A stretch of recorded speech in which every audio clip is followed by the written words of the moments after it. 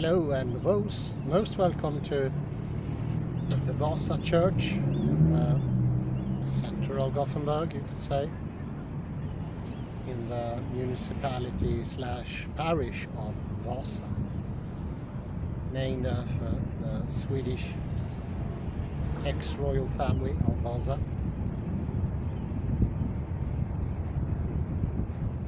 Continue with 7 life lessons of chaos by Briggs and David Peat.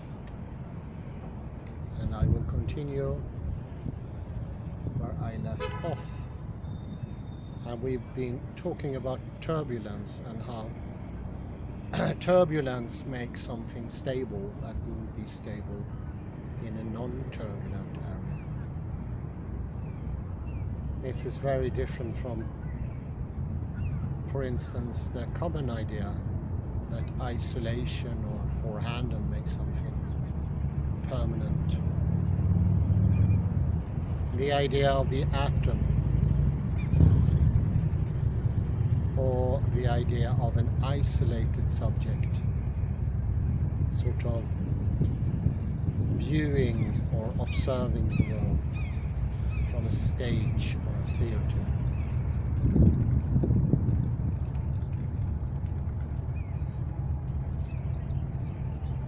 This is what Stephen Rosen and Merleau-Ponty called subject in front of space, observing an object. It's a stark division. It's very contrasting, and it makes for isolation and distance. We are not interpenetrating into the world. We are like not being able to go into matters. Instead, already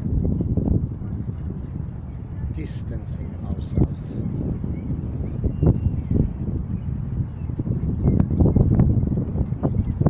This tendency is very modern. Heidegger called it vorhanden. That is one mode of being, not the only one, but one mode of being.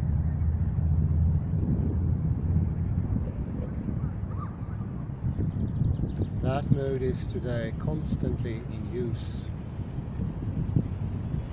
Too often, I would say, and creating a distance within ourselves, to the outside, and to others.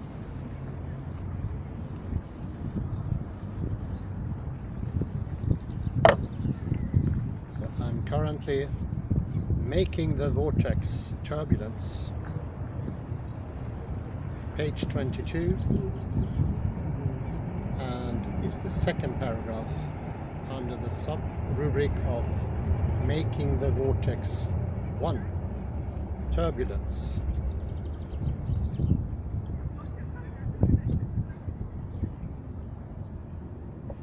The history of the world's religions is full of stories about mystics and sages who spent time in the wilderness,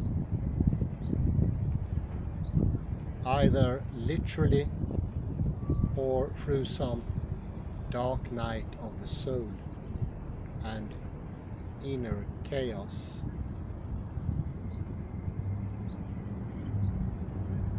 Healing of mind and body in many traditional societies involves a descent into darkness, chaos, and death.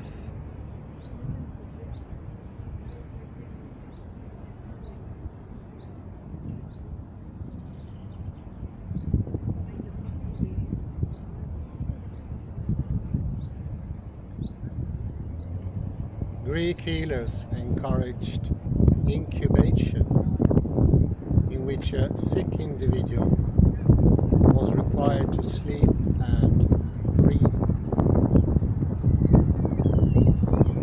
using ceremonies designed to loosen the grip of the conscious ego.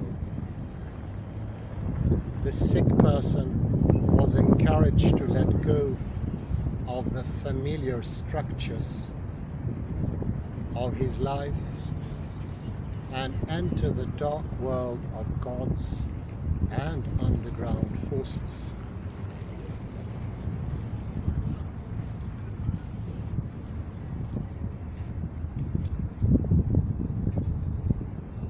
By letting go of consensual structures, a creative self-reorganization became possible. Native Americans use vision quests for the dark, superheated,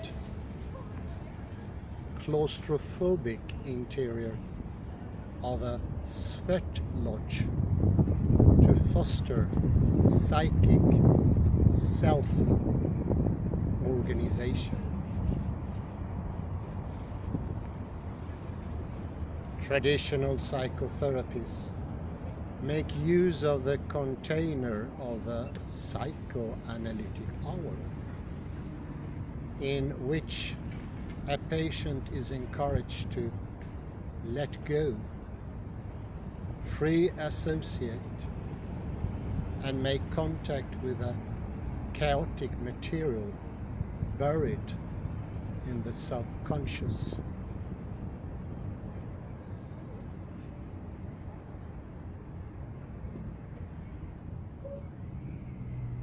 From out of that primal chaos, something true can self-organize.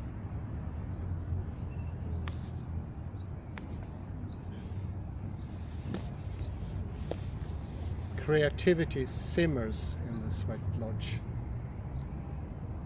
in the exploration of uncertainty, in the sacrifice of the familiar.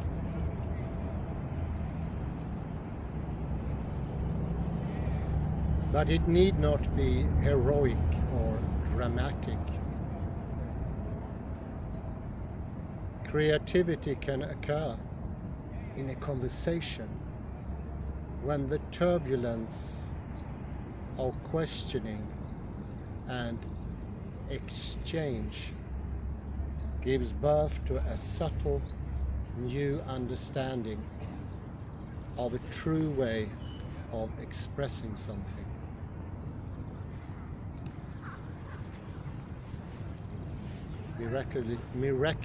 Miraculously, the wind stopped.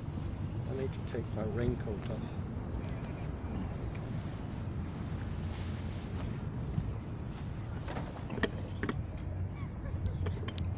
Moment, I saw something here. Oh, Oi. well spotted. My open.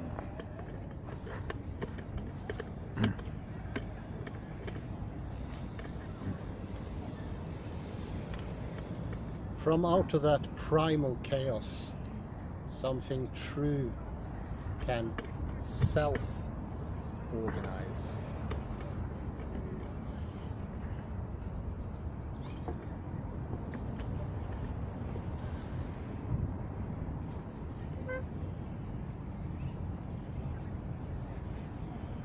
It can happen when, in looking at a tree, we momentarily dissolve our knowledge of trees and see one particular tree's absolute freshness, the unique turns on its branches, its knots and twists, the play of air and light among its leaves. At the moment, we are seeing the truth of the tree.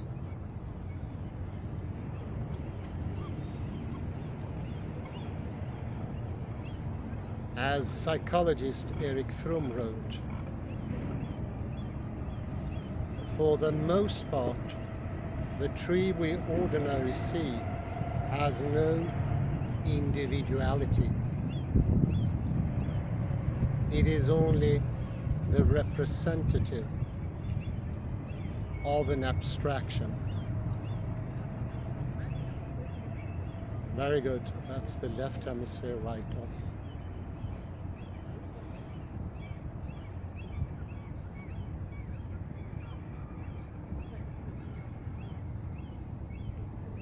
And so, when we encounter the truth, we encounter what the Taoist sage Lao Tzu alluded to when he said, existence is beyond the power of words to define. Terms may be used, but none of them absolute.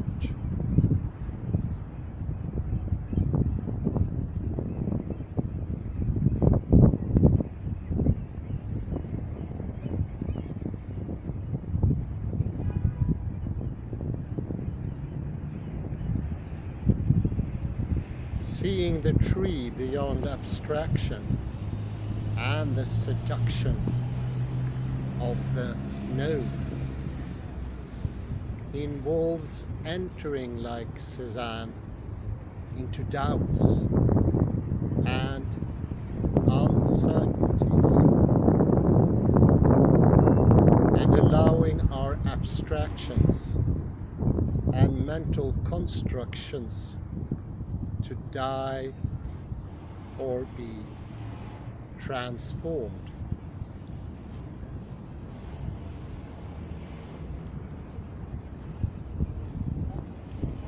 When this happens, creative insight self-organizes, catching us unaware with a shock or delight of the unexpected, truth, essence, or being lurking even within the objects of the ordinary and familiar world around us. I come to think of Das Man here, the everydayness that we are so engulfed in. Perhaps it shouldn't be surprising that a high tolerance for ambiguity, ambivalence, and a tendency to think in opposites are characteristics researchers have found common among creative people in many different fields.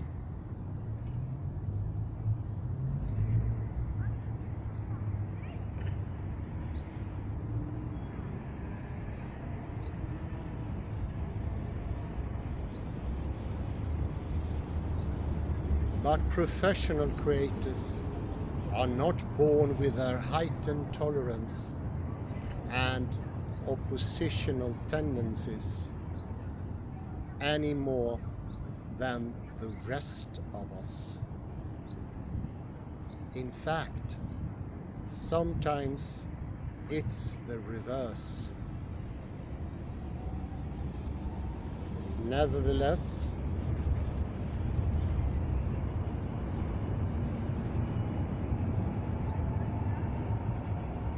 they come to understand that in order to be creative, they need to give themselves to sensations of knowing, but not knowing.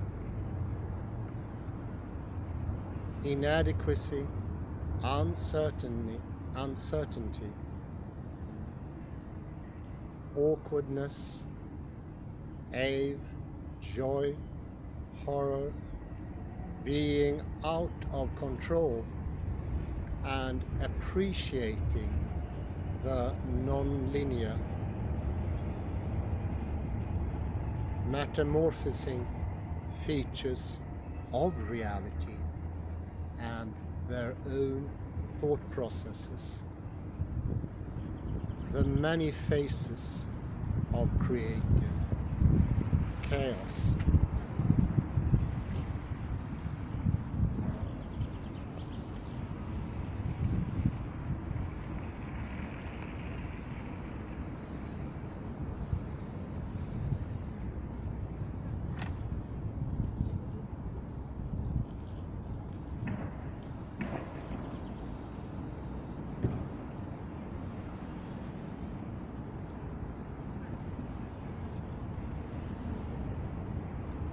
Professional creators have many different ways to cook themselves in the sweat lodge of chaos.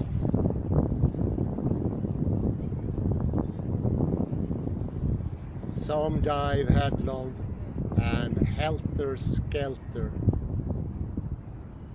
into a creative project.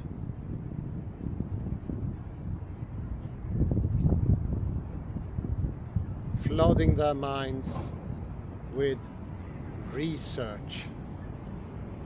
Others pile up journal entries full of stray thoughts and streams of consciousness. Others amass information from contradictory or exotic sources, or use other strategies that have the effect of creating doubt and increasing the degrees of freedom.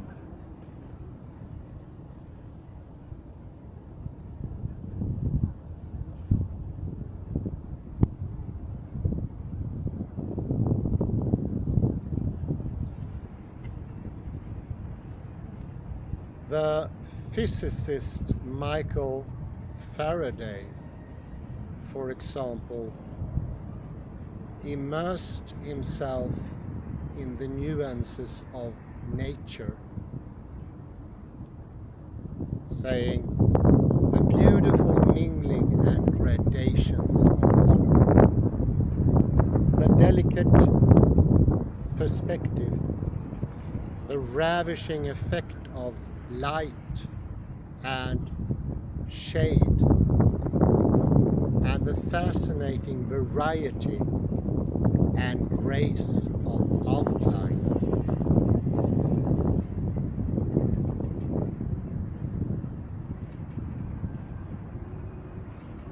He sought sensations where there is no boundary, there is no restraint.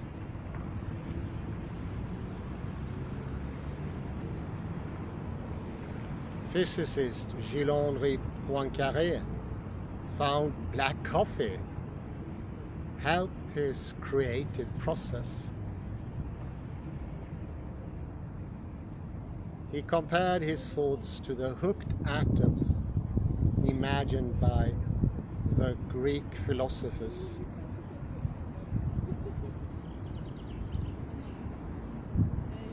When his mind was in repose,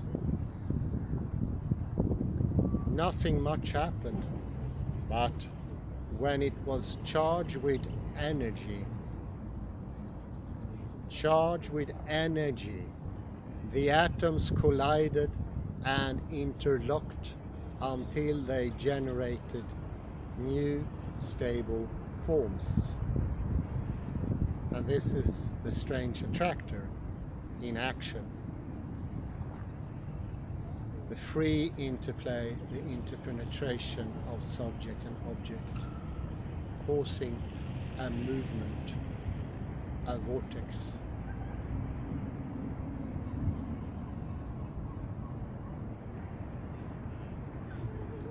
making the vortex, bifurcation and amplification.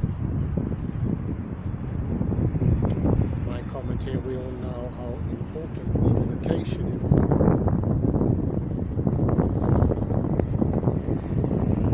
We call it a choosing point between two perceived paths, left or right, or left or right spiral in plurality.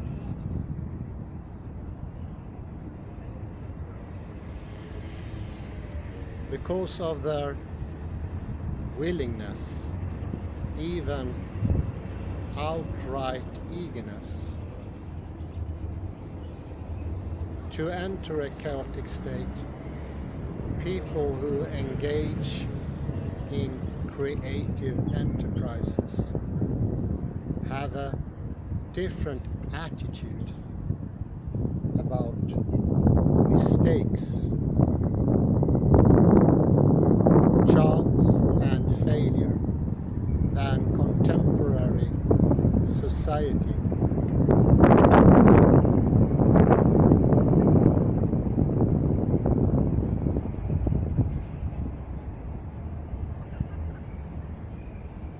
Creators know that a drip of paint on the canvas, a slip with a chisel on marble, even a mistake in an otherwise well-planned experiment can create a bifurcation point, a moment of truth that amplifies and begins to self-organize the work.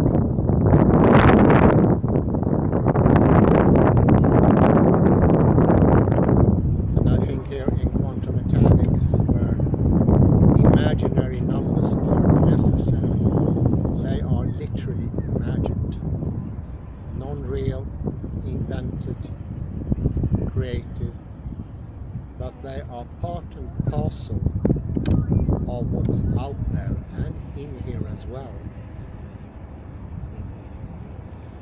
Oddly enough, I worked several years with imaginary numbers without realizing how utterly different the role is, being of unreality and creativity.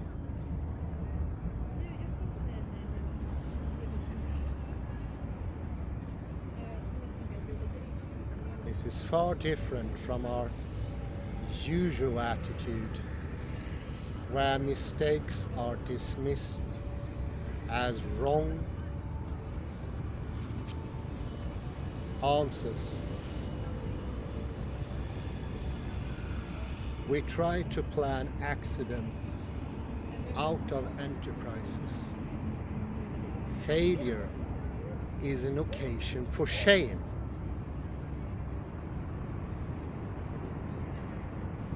Novelist Henry James coined the idea of the germ for the point where, when amplification takes place,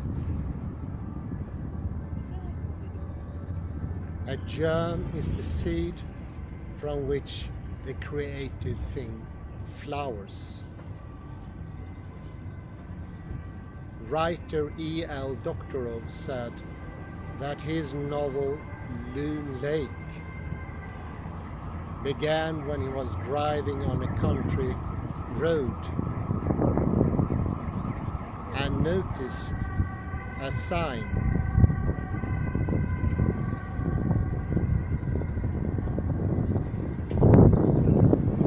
The sound of it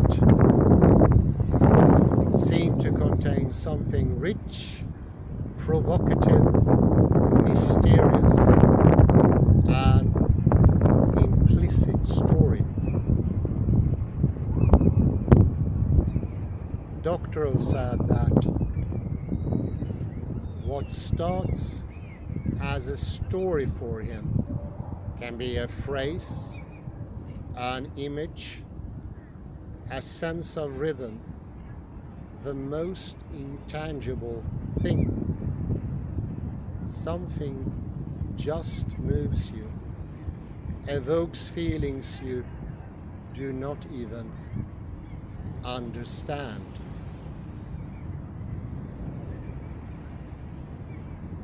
I think here of small impulses that are hazardous, random, arbitrary, makes the whole difference. Like the weather we're having today, may be caused by a sneeze in Spain. This is the true working nature of reality. This is how things comes together and we realize that we are participating even with our most arbitrary and smallest words and movements. Something that many people today have hard to understand. I often use the term, at the beginning was the sound of the word, and people just look at me. It doesn't seem to make any sense in the idea of quantity as the only thing that can make a difference. The sheer mass of causality.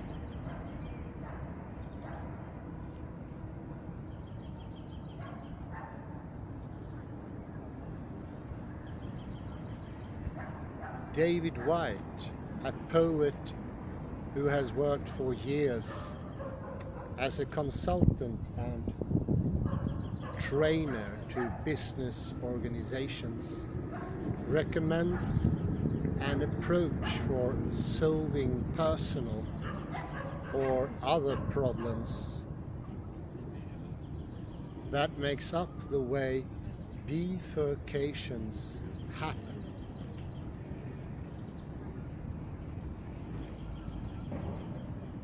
He suggests summoning an image, perhaps from a dream or other source, something that seems powerful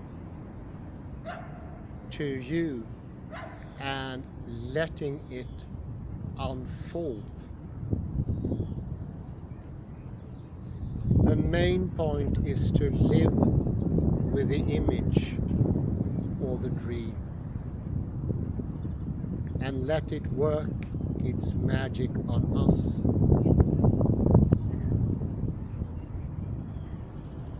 I often think here of prophecies or divinations. A prophecy today is seen as nothing. We don't understand that the prophecy itself can be the small thing that makes everything change, and that cause and effect is quite different in modern physics, enormously different.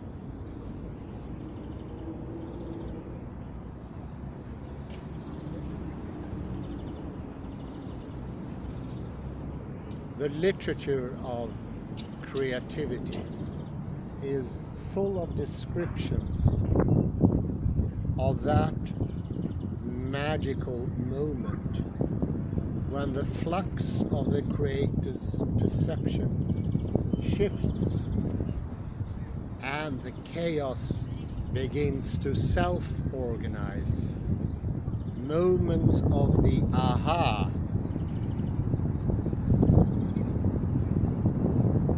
A completed created work is a record of the many small and large germs and ahas that leaped into being as the individual pursued the creative activity. I think here of Mozart, who composed directly. His concertos went to him in seconds, not a matter of time. He was in the creative mode, or he was the creator, as we mentioned earlier. Well, why not think about the book of Revelation, Kalle? It's listening here. The revelations themselves make the things come true. They are the causative agent in this physics that makes prophecies, revelations and divinations more understandable.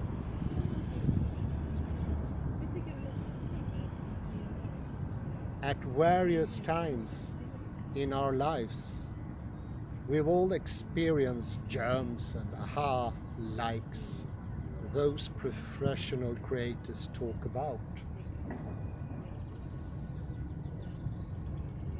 Moments of insight when we see or hear something that would be meaningless,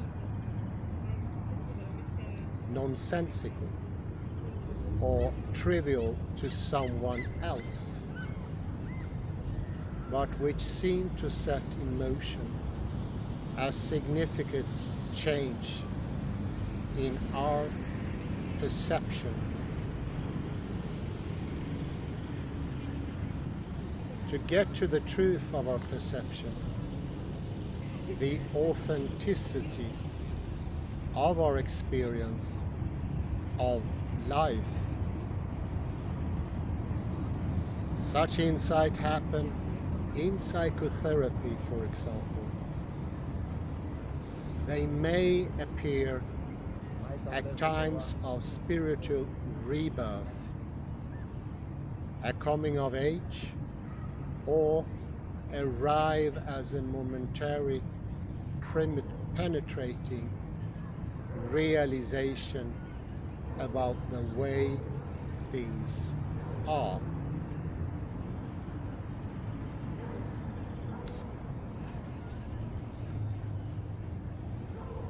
Charles Darwin gives us a glimpse into what takes place during those crucial moments when an amplified germ begins to flower into a new understanding.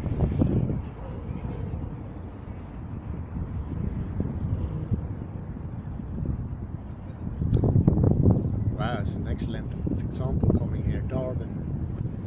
Darwin possessed all the data he needed for his theory of evolution. When he returned as a young man of 26 from his round-the-world voyage on His Majesty's ship Beagle, HMS Beagle,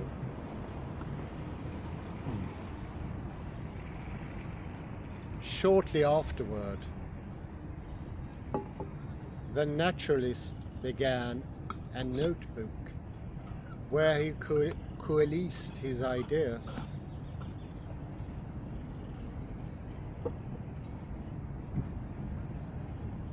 The key to his discovery was the tree of life image, familiar to anyone who has taken high school biology.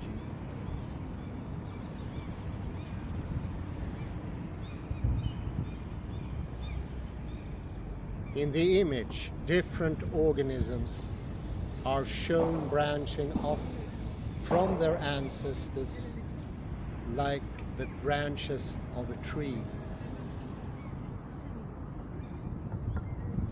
During his incubation period, Darwin drew the tree of life image in his notebook on 3 separate occasions.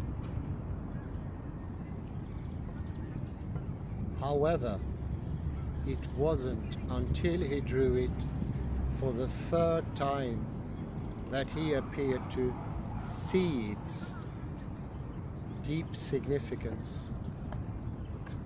just as Cézanne had to shift his head to see the truth of the scene before him.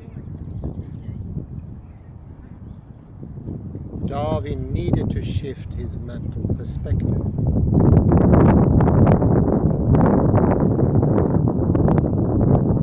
And here also enters an important bifurcation. Reading his memoirs and the biographies of him, he was in a bifurcation, or he created one, between his grandfather,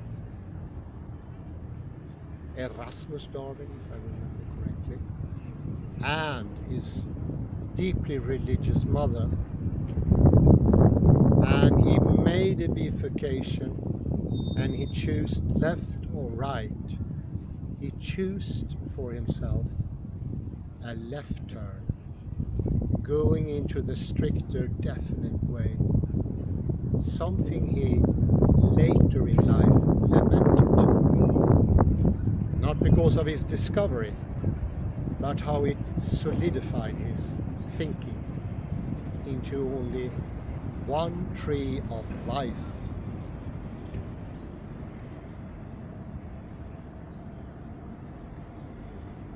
We can understand this shift in terms of self-organization.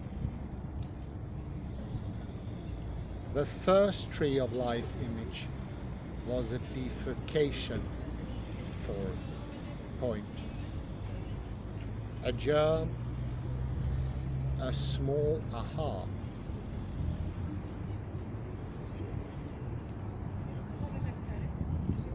The image seemed somehow important and became amplified in Darwin's mind as he thought about it in relation to various problems of evolution. The image began to couple his thoughts together.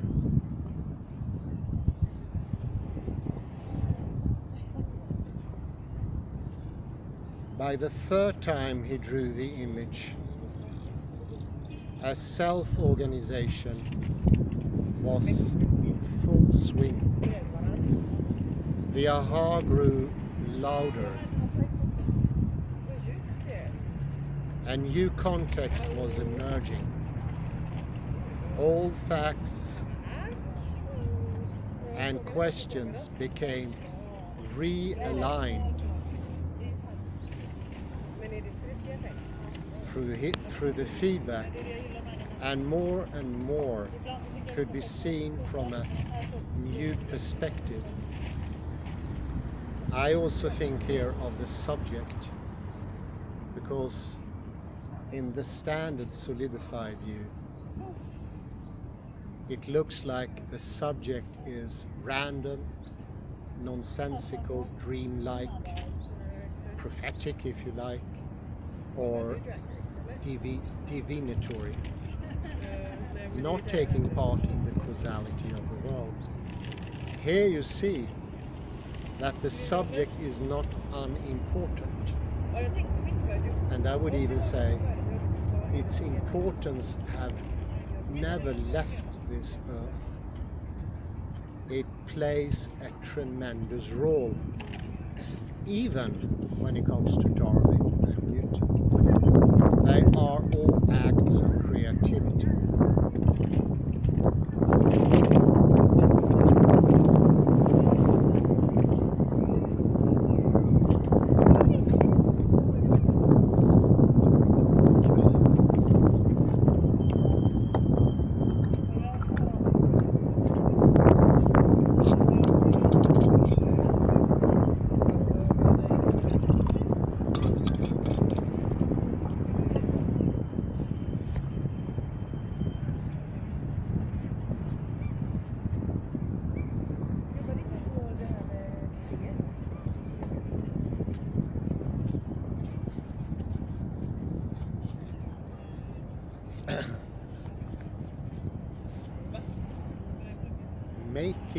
a vortex. The open flow. Kommer du ihåg Smyrna Ice Black? Inte den nya Black. Etiketten, bara etiketten var Black, inte flaskan. Den nya är ju flaskan. Den bottnar väl. When we're being creative in our work and daily life, immersing ourselves in chaos, bifurcation sometimes ends.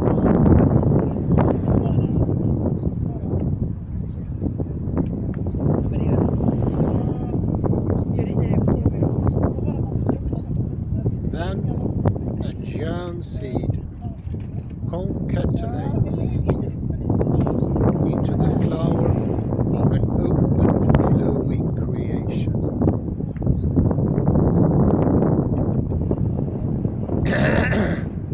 Mihaly, Chicken Gente Mihaly, Mr. Unpronounceable as he's known as, a psychologist who has studied creativity for many years, gives a description of what this flow of creativity feels like.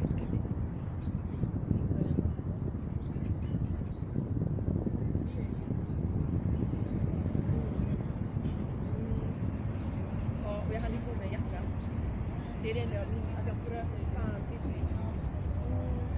När vi skulle hem, eller så blev det på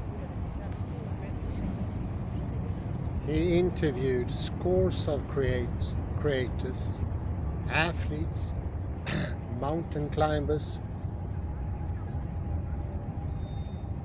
religious mystics, and scientists who told him that flow is the period in the creative process when self-consciousness disappears, time vanishes, or becomes full, and there is total absorption in the activity.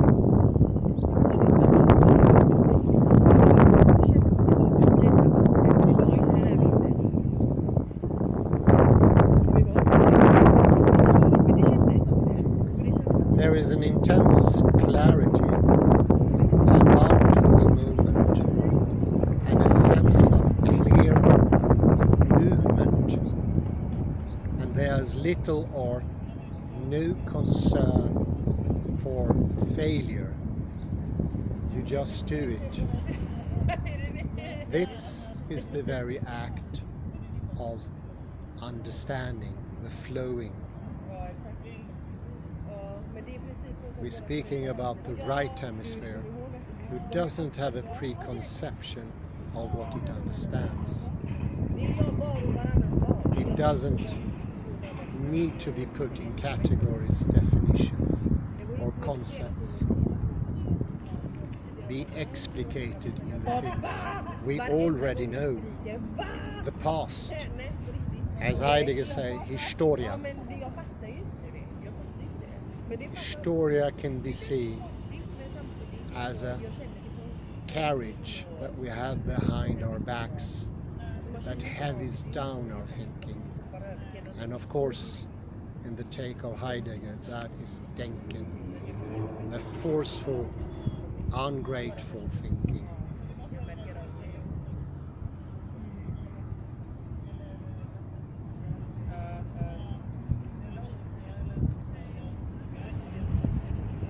Moments of flow and exhilaration are the reward for the previous descent into chaos, uncertainty, discomfort, or shock at simply not knowing. We allow ourselves of not knowing what we're trying to understand. We understand, as Gilchrist called it, we don't grasp.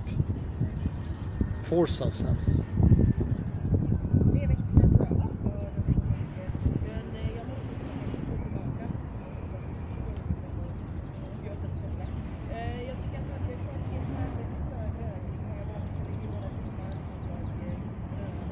The chaos hasn't ended, of course.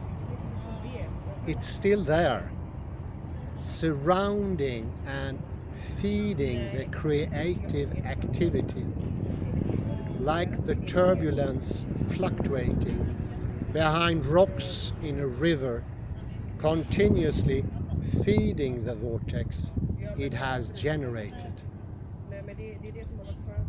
The other day I mentioned this for a friend, and he said, "Oh my God, that could mean that the soul is immortal."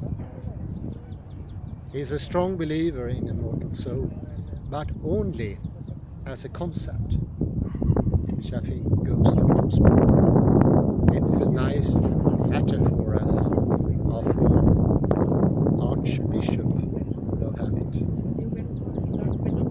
This shows that stability is reached by exactly those things that we normally think would destroy it.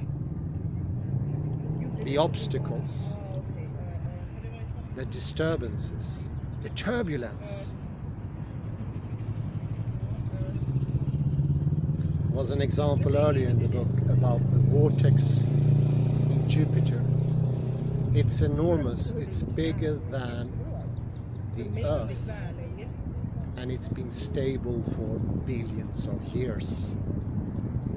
Without turbulence, no stability can be achieved, and that goes through consciousness and soul alike. We have long enough undermined our own soul, making it into something that only lasts a day or a week.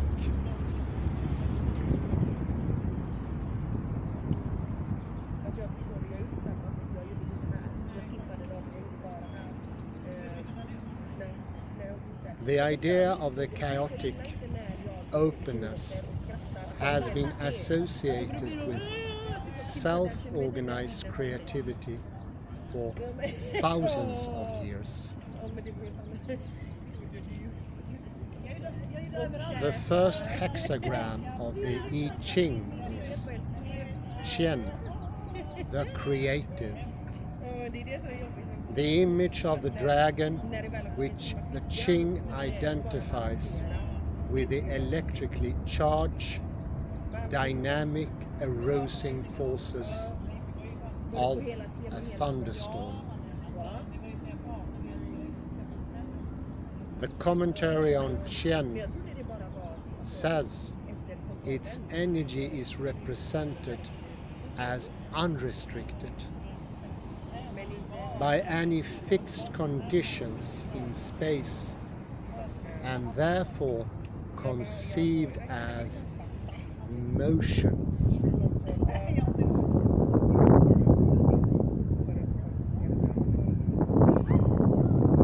Artists try to keep a sense of flowing openness going within their creative pieces.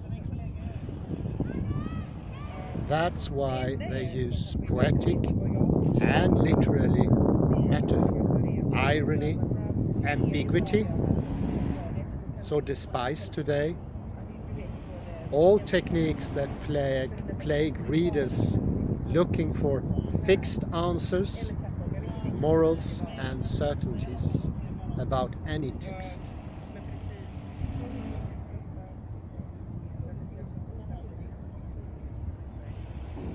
Cézanne made landscapes that recreated in viewers the doubt and opening questioning of himself,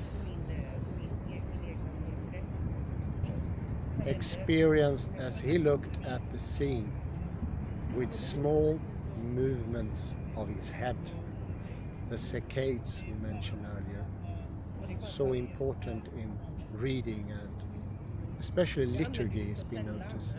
It takes a predominant role.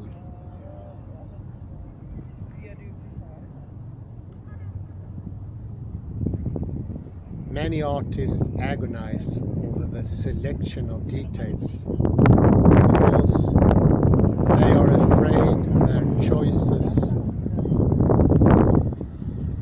will reduce or block up the sense of flow.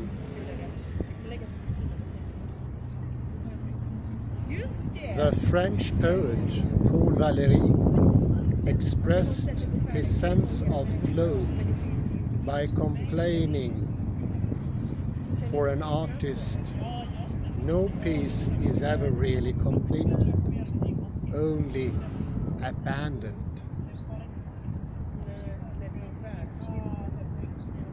The French painter Marcel Duchamp half-joked that one of his major works was now definitely unfinished. The importance of creative openness is reflected in the talking circle of the Blackfoot people. It is the organizational center of their community, the circle where they make their decisions, but they are always careful to leave a gap for the new to enter. This gap represents the open flow, always present within their self-organization.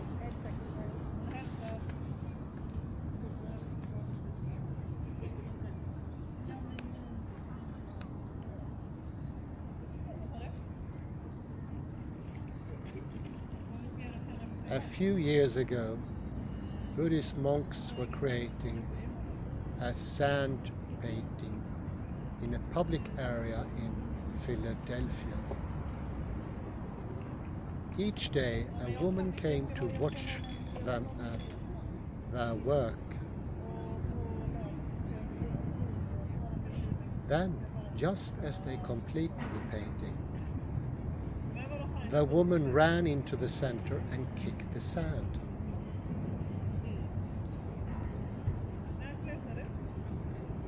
The organizers were stunned at such an act of desecration by what they took to be a mad woman.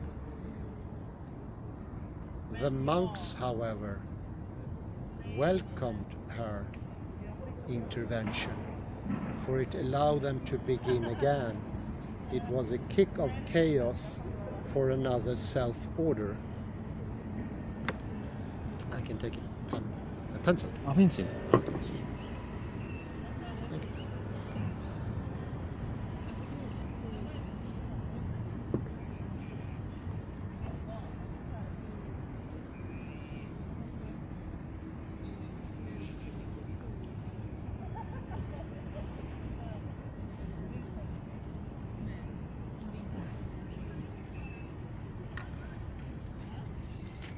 So we see here better how our individuality, our uniqueness, always have played a decisive reality.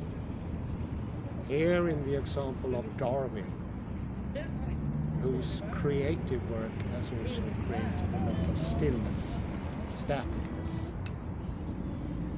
But it's still creative. It's still coming from a single strange attractor, a choice, left or right. And that choice is only possible thanks to things that we often see as hazardous, arbitrary, mystical. The voice of God, prophetical, as I said, and we ignore them for no good reasons. the biggest discoveries and biggest structures that today hinder creativity are incredible acts coming from a bifurcation and a very small thing. The Tree of Life drawing, drawn the third time by Darwin, was enormously important. Would he not have drawn it the third time, the difference would never have happened. Darwin was not over keen on his project, but I can imagine almost prophetical, huge, instantaneous understanding took him over. Almost like Mozart, receiving all in one go, a sudden shudder of understanding.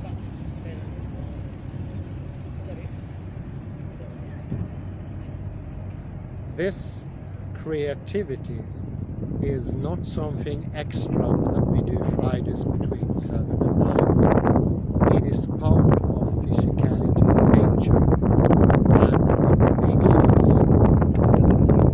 what makes it possible for us to be permanent, makes it possible for us to understand things. It's the difference, if you like. The difference is the odd trace or the thing that we usually try to cast out, to ignore. Maybe a question or a comment?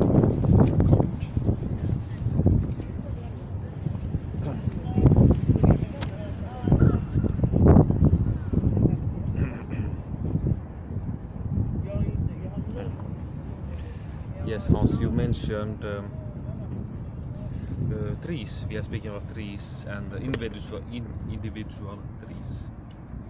We can think about this. You said correctly that it's easy to see them not as individual trees but only trees.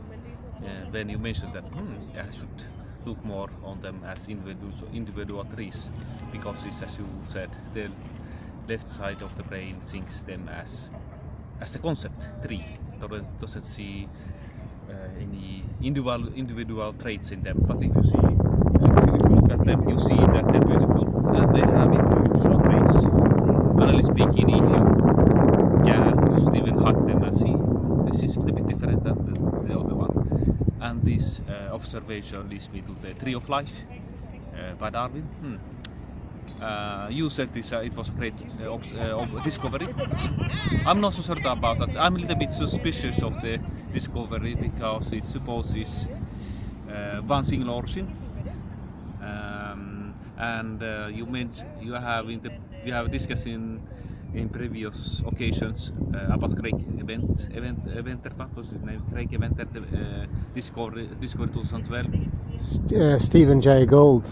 No, not Stephen Jay Gould, but when it was discovered that the life has several origins, not only one origin. So I don't know. And the problem with this discovery, so-called discovery, is that it supposes that the life has only one origin. 2, it conceptualizes the idea of tree. I don't know, but I want to hear Hans' opinion on this. Yes, well, I agree, of course. As I said, it was an incredible creative act, and it was just presented to Darwin, and he could no longer withstand it. It captured him, and of course, it captured a lot of other people. That's why the Tree of Life is so important. It captures us, and it was created by Darwin. I think that's interesting. Yes, it's correct. It's fallen. It has fallen. But I think it still keeps us caught or constricted. So in an act of creation, constriction can come. That hinders creativity. And the fall of the tree of life is, in my opinion, something that can open up more creativity.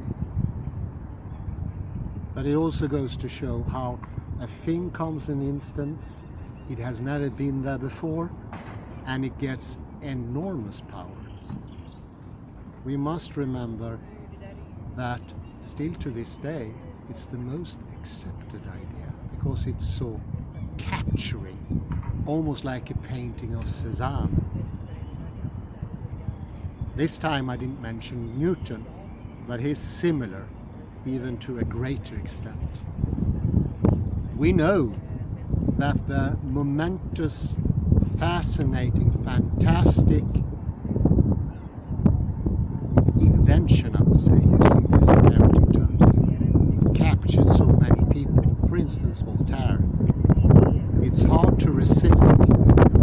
It's irresistible. In some way beautiful, but also proven wrong. And constrictive, of course, to creativity to some extent. Not for the creator himself, except for in the case of Darwin, who lamented at the end of his life that he could have been an artist, could have followed the left bifurcation, or I said left, the right bifurcation instead, the left, made his life pious and also creative. Because after that first creative act, it solidified into the tree of life as an abstraction, as you said, Carol. Tree of life is an abstraction. Trust my words. Are you satisfied with that also, Carol? Yes, the tree of life is a difficult topic, and I looked into this. It's difficult to find something accessible. This was announced at a major conference, as you know, when the milliardaire he had sponsored Craig Venter. He had sponsored this, but it's difficult to find anything written about this. No scholar seems to have written anything accessible about this. It's very difficult topic. So I would hope that sometime in the future somebody like some scientist who explain this in an accessible form, that the idea of tree of life is fallen. It's difficult to communicate to people, and nobody has really been able to do that. But that is for future generations or for future years. I hope that's possible. That was a nice really to question it. And his name was Stephen Jay Gould, and he had to pay a dire price for that little thing he did. It seemed that Craig Venter had both the money, the reputation, and the, so to speak, courage to do what he did. And I completely agree. I hope somebody would write about this for laymen, because it's absolutely unknown.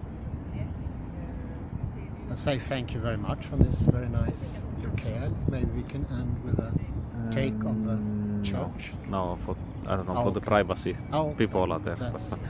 I say goodbye then. Okay, thank you very much. Bye bye. Bye.